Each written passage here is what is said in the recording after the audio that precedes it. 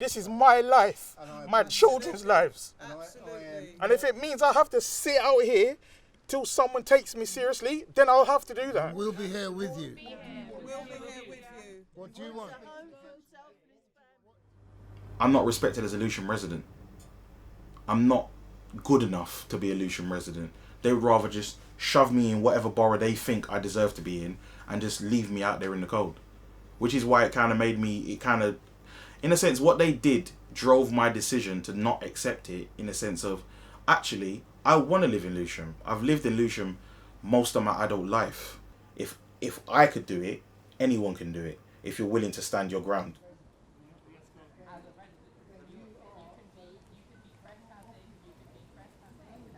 I understand you guys are here because you're not happy someone's being evicted, is that right? Yeah. I'd like to go and talk to Mr. Burford, please. So if you'll excuse me, I'm going to knock on the front door. No, that he's not here. Don't assault expect no you one. to push me. Don't assault no one. You can't come in this property because I'm not your invited. property. I told you I've seized it. I don't care what you've said. You have to go. You have to care about the law. So can I knock on the door? No. Okay, thank you very much. It's going to take us an awful lot of police officers to do this. Do you need it done today? I can try and get people here. The problem is we may not be able to get the resources available today to move these people. Talk to him and then I can leave you in peace. Okay, excellent. Would you like to talk to him? Hear what Hello, they want sir. to say? There is a saying that everybody knows. You back an animal into a corner, what is he going to do? He's going to fight. And that's what I'm doing. I'm fighting.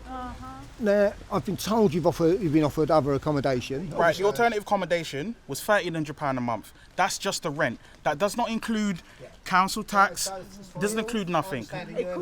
On my wages, I can't afford that. They classified bus drivers as key workers. That's what I do as a job. I was out there in COVID like everybody else was. And the least I deserve was respect.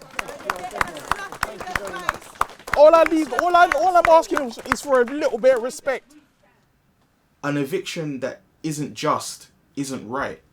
And if it means that we have to stand in solidarity to have a conversation, then that's what we need to do. It shouldn't have to take that for it to be done. So,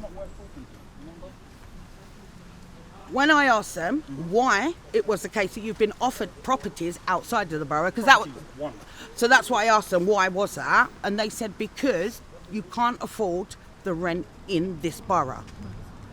Can't afford private rent in this borough. Yes, that's what they said. And you can't afford £1,300 a month. So they said they have property for you. They said they're going to pay a month's rent for you. They're going to pay the deposit for you. And I'm not saying I agree with that. That's all well and good, but you're helping me with housing in a financial situation where I cannot afford that.